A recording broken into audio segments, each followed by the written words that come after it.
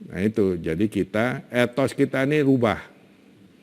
Jangan bertengkar melulu yang nggak ada ujungnya. Ya, kita lebih bagus berdebat yang fakta. Ya, mulai belajar dengar. Mahasiswa, siapapun yang bicara itu buktinya mana. Jangan bersilat lidah aja. Nah sekarang kita harus begitu, baru kita bisa bangsa ini maju. Selamat siang, Assalamualaikum warahmatullahi wabarakatuh. Salam sejahtera untuk kita semua. Om Swastiastu, Namo Buddhaya, salam kebajikan. Pada hari ini bicara mengenai perpatungan, ya, masalah seni monumental, dan juga masalah proyek-proyek yang dulu sudah kita kerjakan dan juga yang akan kita kerjakan. Saya dari tahun 76 sampai 79 itu sudah mengerjakan suatu proyek nasional.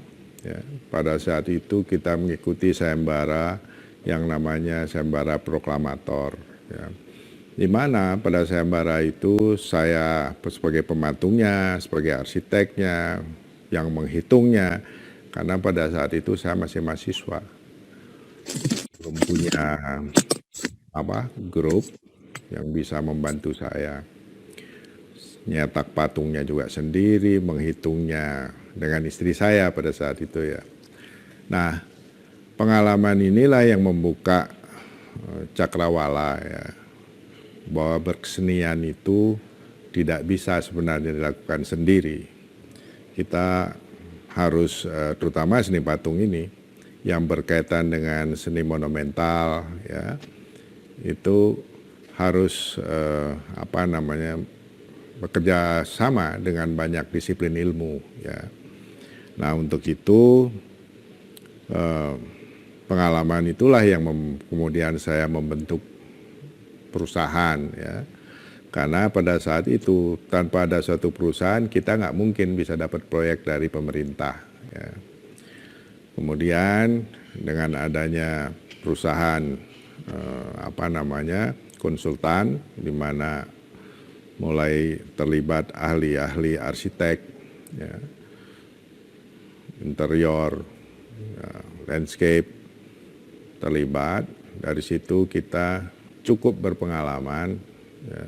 Karena kita awal-awalnya kita yang memulainya, seni patung yang ada di perumahan-perumahan atau di tengah-tengah kota sebagai landmark gitu ya. Karena begini, seni patung itu saya percayai, saya yakini dia mempunyai beberapa kekuatan yang mungkin ada manfaatnya untuk sebuah kota. Satu, ya, kota itu akan memerlukan yang namanya ikon. Ikon ini bisa dia sebagai sesuatu yang merekam sejarah. Sejarah perjuangan, sejarah apapun, dia bisa direkam oleh patung itu. Kemudian dia juga mempunyai kekuatan estetika. Ya. Kekuatan estetika ini ya kita ketahui lah, membuat sejuknya kota, ya, meringankan beban stres di suatu kota dengan melihat karya seni dan sebagainya. Yang ketiga, dia akan bisa mengikat kawasan yang kemudian kita sebut menjadi, kalau kita bahasa kita terdengar dari suatu daerah gitu ya. Yang bahasa modernnya sekarang itu menjadi ikon. Ya. Ikon itu tentu bercirikan gaya, warna tinggi atau besar dari karya tersebut akan mempengaruhi, ya, ingatan orang dalam suatu tempat. Misalkan saja gitu ya, contohnya GWK, ya. GWK yang kita desain dengan ketinggian 121 meter, ya, di atas permukaan laut kalau nggak salah 271 meter. Itu kalau orang begitu landing di Bali ya, dan melihat bentuk itu, mereka ya tidak perlu bertanya lagi, ya ini sudah sampai di Bali gitu ya. Nah itu fungsi-fungsinya dari segi fungsi-fungsi dari segi patung itu. Ya. Jadi satu kawasan seperti GWK itu, ya, waktu pengerjaannya memang melibatkan segala macam disiplin ilmu. Ya, karena di Bali kita ketahui Bali itu sering sekali menerima gempa, ya, angin yang cukup kencang, terutama Desember Januari kalau nggak salah ya. Nah ini perlu ada pertimbangan-pertimbangan yang melibatkan disiplin ilmu yang lain, profesionalisme yang betul-betul menguasai ya masalah gempa, masalah angin dan sebagainya. Jadi kita GWK itu khususnya melibatkan seni, teknologi, sains. Sudah tentu bisnis itu tujuannya ya. Jadi untuk meyakini karya itu akan tangguh, tahan gempa, tahan angin, kita melakukan kerjasama dengan ahli-ahli ya. Walaupun ide dasar struktur itu memang dari saya, dengan pertimbangan melalui intuisi saya ya, kemudian harus diuji oleh para ahli. Nah lahirlah ya suatu konsep di mana penguatan struktur diperlukan dengan baja, dengan beton, kemudian tentu dengan patungnya yang dari tembaga. Semua ini kita melalui riset yang baik, terutama misalnya ya bagaimana dia bisa menahan terpaan angin sekian knot ya di Bali itu. Nah itu kita perlu tes secara saintifik, dibawa ke Melbourne untuk 50 tahun. Setelah kita punya dana, kita bawa ke Toronto untuk meyakinkan struktur ini bisa tahan 100 tahun. Ya, itu ya, hasilnya kita perlu memperkuat sayap sisi barat karena paling banyak terpaan dari sana ya.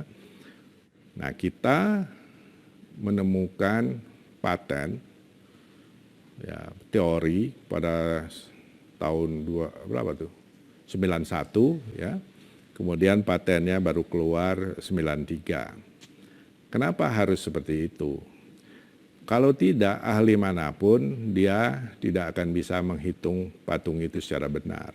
Ya, karena kita mempunyai desain model yang kurang lebih tingginya 3 meter, kemudian kita akan develop menjadi 75 meter patungnya saja. Untuk itu kita sign kontrak, yakin bahwa bisa patung itu seperti itu, tidak boleh berubah. Nah, apa berani kita meyakinkan yakin bisa seperti itu kalau patungnya besar sekali, sayapnya saja 65 meter gitu. Gimana bisa? Kita hanya main kira-kira, main feeling-feelingnya nggak mungkin.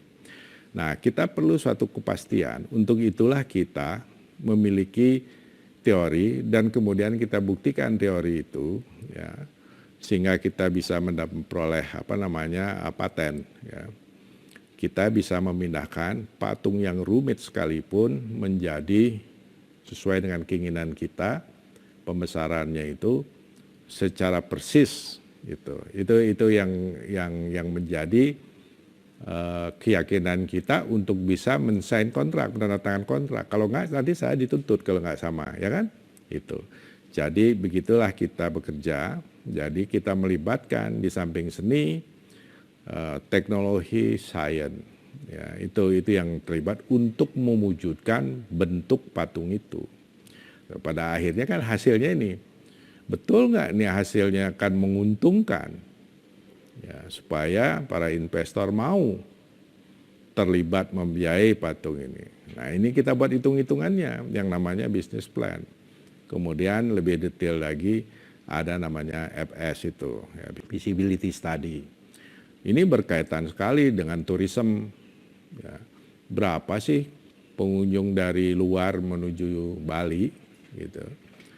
Yang kurang lebih harapan saya 6.000 orang bisa ke GWK, dari itu break even akan mudah tercapai sesuai dengan ramalan kita gitu loh. Nah itu kurang lebih, jadi kita melibatkan membangun sesuatu yang besar dengan melibatkan dana yang besar, tidak bisa main kira-kira. Nah, itu harus ada hitung-hitungannya yang mendekati kepastian itu. Pertama kali yang percaya dengan kita adalah Angkatan Laut, khususnya Marskal Arifin. Ya. Beliau sering sampai tertidur-tidur di sini untuk melihat benar nggak nih, karena akan melibatkan uang cukup banyak pada saat itu. Ya. Saya ikut mencari dananya juga.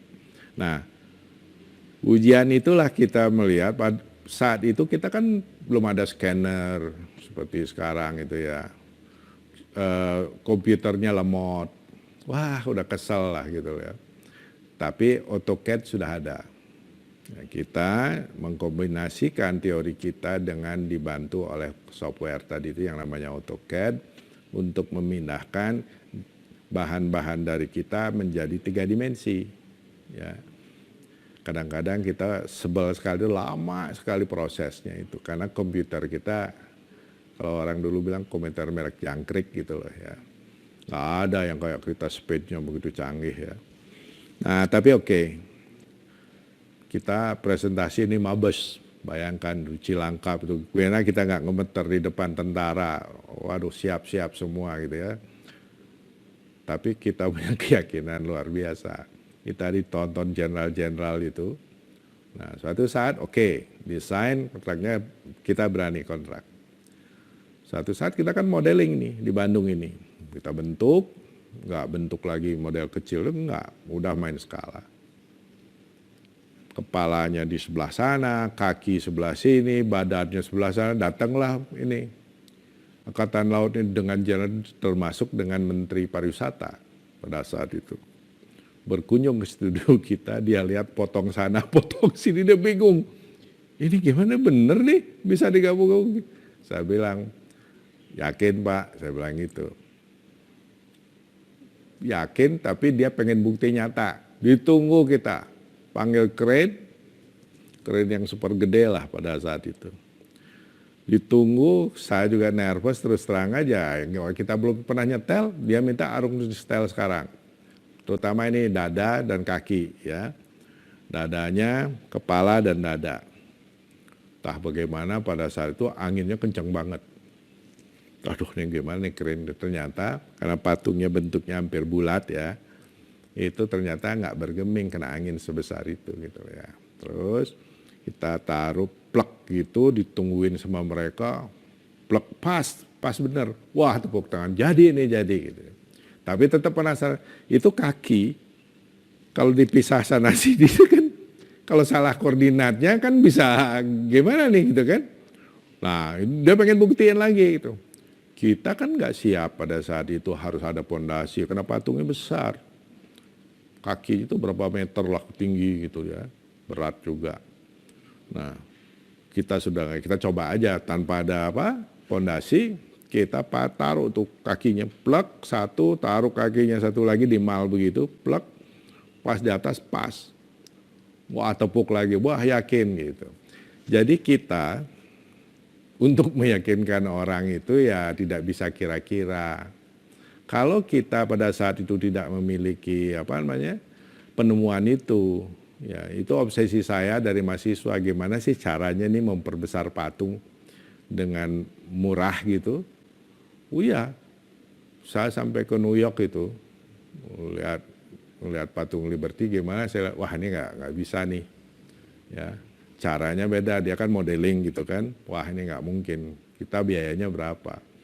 Terus memeras gitu, maka dari itulah kita akan baru bisa memperoleh sesuatu memang kalau kita punya cita-cita yang ya cita-cita.